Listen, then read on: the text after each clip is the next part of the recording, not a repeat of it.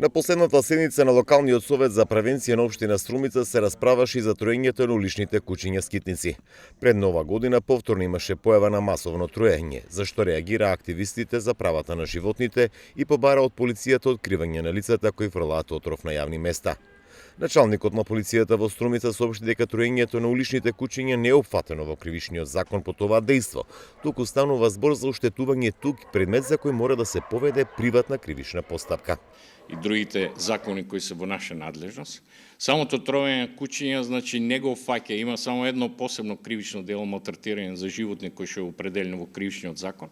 Значи, не го фаќа елементите на тоа кривично дело, затоа што се работи за кривично дело каде што треба да бидат исполнети повеќе елементи, каде што постои редовна, почеста малтретирање на животното, така да, значи, тоа се подведува под кривично дело оштетување туги предмети, кој што е кривично дело по приватна тужба, каде што и ние како полиција и согласно закон за кривична постапка се додека не биде поведена соодветна приватна кривична постапка, значи не може да преземе односно самото обвинителство во координација, затоа што полицијата не ги води кривични постапки.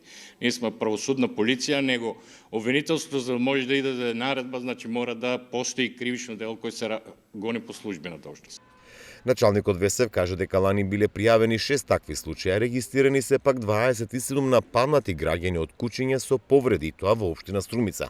Во полицијата се регистрираат каснувањата, но со оглед дека се кучиња скитници кои немаат собственик, немаат против кого да покренат постапка. Во однос, значи, на тој проблем, ние од Билтонот во 2022 година, значи име 6 такви пријави, но од друга страна мислам дека проблемот се гледа еднострано, не двострано, затоа што во текот на 2022 година само на подрачјето на општина Струмица има 27 нападнати граѓани од кучиња, значи со повреди. Затоа мислам дека овој проблем треба се гледа малце покомплексно, а овде се работи за куќа скитник кој што нема собственик, така да останува само ние земеме пријава од граѓаните без некоја понатамошна постапка.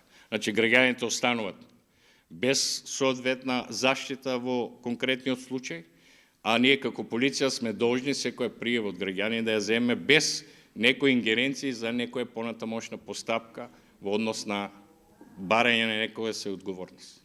Имено од пред нова година почна да функционира стационарот Длана, чија основна примарна дејност е за ловување на кучињата скитници во општина Струмица и нивен хуман третман.